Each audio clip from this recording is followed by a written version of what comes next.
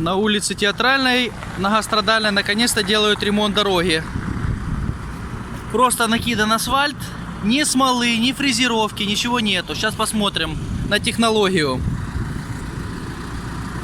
Газовый баллон есть.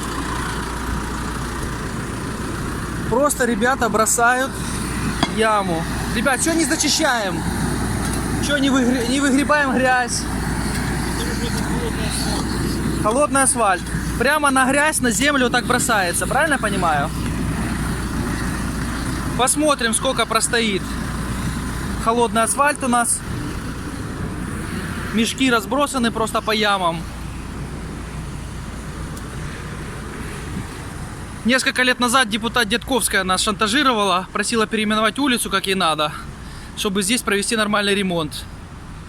Вот мы заслужили, похоже, таких депутатов.